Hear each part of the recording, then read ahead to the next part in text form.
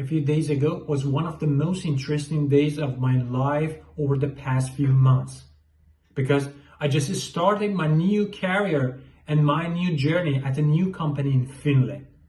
It was a great experience.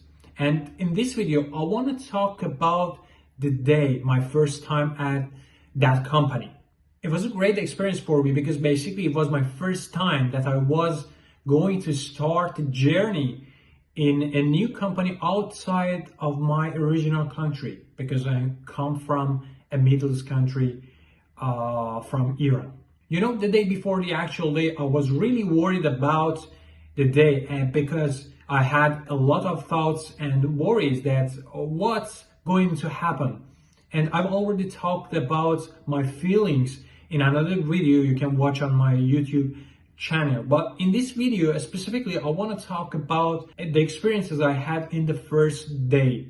And I want to show you that it's not difficult as much as you think. Okay, my day was like this. I slept around 11 at night, the night before the actual day, and I woke up around 7 in the morning, 7 o'clock in the morning, and because I was supposed to be at the office at around 8:45. And the amazing thing is that actually by accident my apartment is really close to the office, and it only takes about 15 minutes to get there only by walking. So I had my breakfast quickly and got ready to go out around 8:15. But when I got near the building, I had problem finding the right door. And actually I spent a lot of time searching for the main door.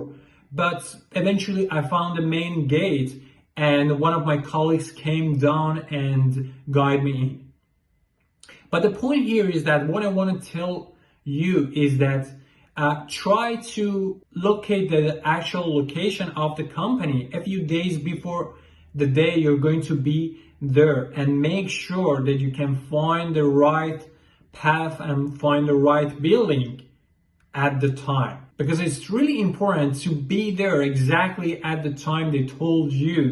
It's not a good practice to be late in the first day. And when I went into the office, there were only 5 or 6 developers there, because some of them were still on holidays and the rest of the missing people were actually working remotely.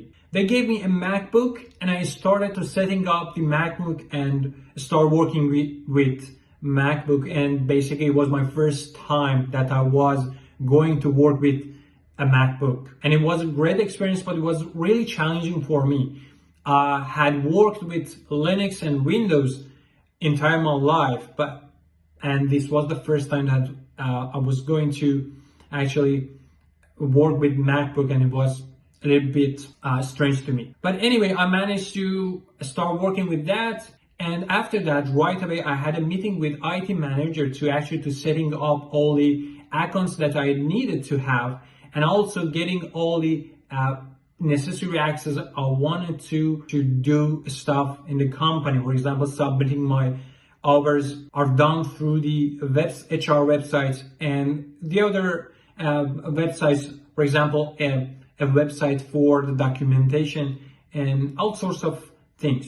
And after that, I had a really long meeting with the HR team to clarify that how I need to submit my work hours into the system, and they told me everything about the job and my rights and the company's rights, and some stuff that they're not really important that much. Well, the point here is that these days, because of the COVID situation, most of the tech companies actually adopted the work hour style, the flexible work hour style.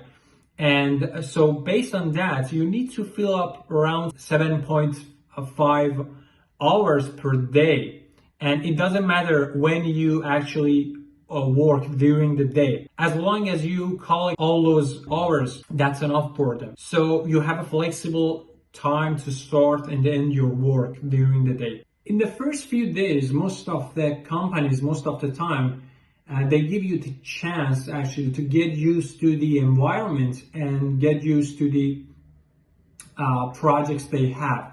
So they don't start right away to give you some tasks yet, and you don't have to start working on the tasks in the first or the few days. So don't worry about this that you have to start working in the first day. Of course, it depends on that if they hired you as a senior developer or a junior developer or only a training guy. But in most cases, the first few days is just only to get used to the environment and start knowing the people and the projects. So the only piece of advice I have for you is that just follow their instructions.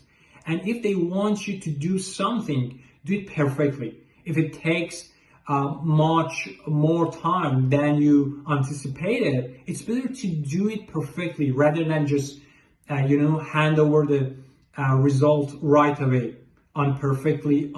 completely. And the other thing I did actually, which is I think really important for the first few days, is that I stayed there even after the work hours.